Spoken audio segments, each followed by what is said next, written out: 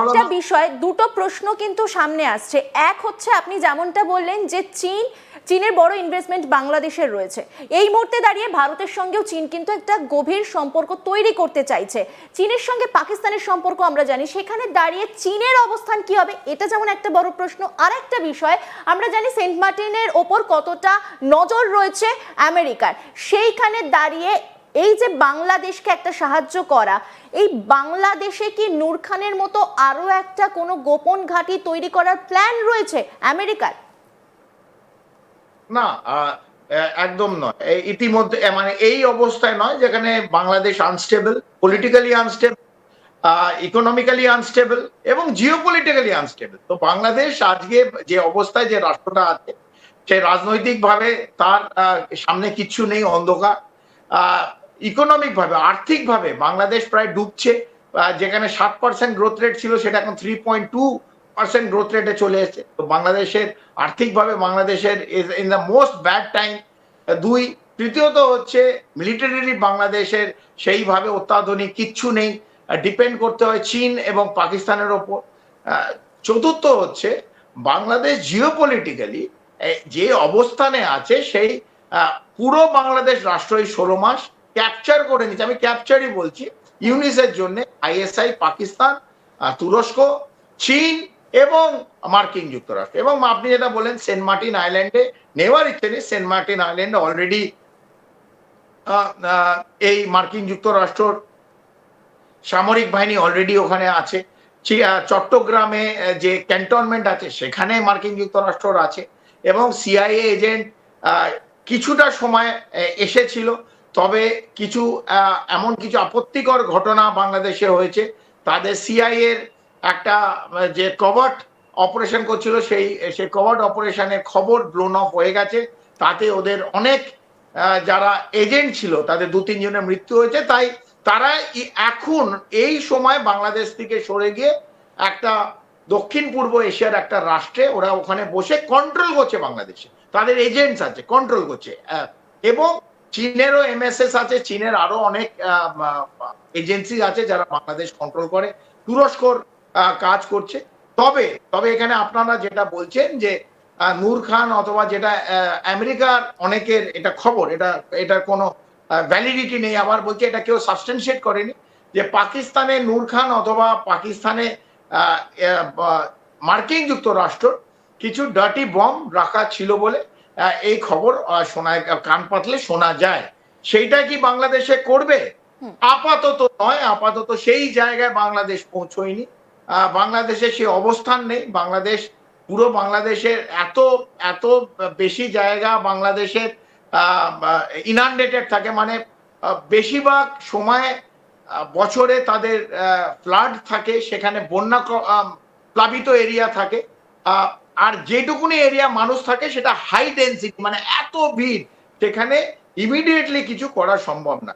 তবে এই মৌলবাদীদের যে উল্লাস, মৌলবাদীদের যে তাণ্ডব বাংলাদেশে আমরা দেখছি বিগত, এখন আগে আরো কিছু মাস আমরা দেখব। আবার আমি বললাম, আজকে বলে দিয়ে গেলাম, বাংলাদেশে ইলেকশন হবে ফেব্রুয়ারি কি না হবে একটা বড় প্রশ্ন চিহ্ন রয়েছে।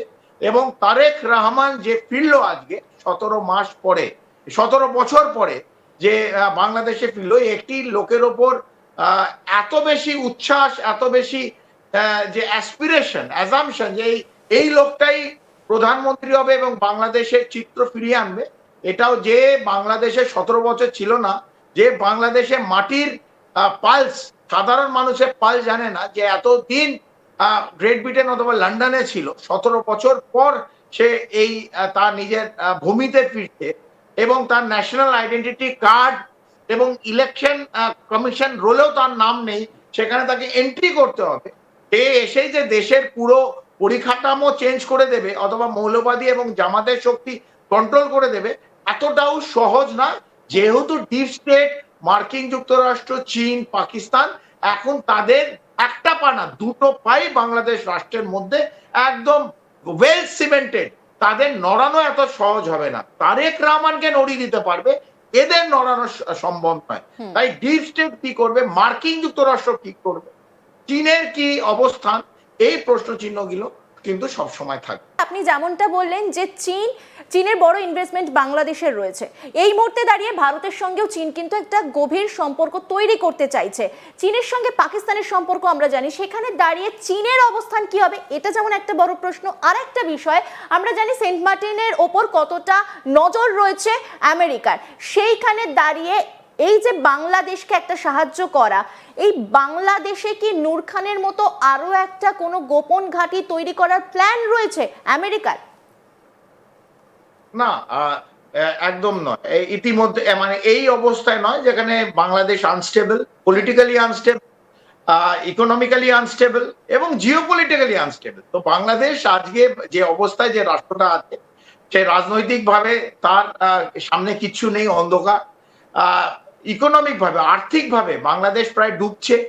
যেখানে 7% গ্রোথ রেট ছিল সেটা এখন 3.2% গ্রোথ রেটে চলে এসেছে। তো বাংলাদেশের আর্থিকভাবে বাংলাদেশের in the most bad time. দুই, তৃতীয়ত হচ্ছে মিলিটারিলি বাংলাদেশের সেইভাবে অত্যাধুনিক কিচ্ছু নেই, ডিপেন্ড করতে হয় চীন এবং পাকিস্তানের ওপর।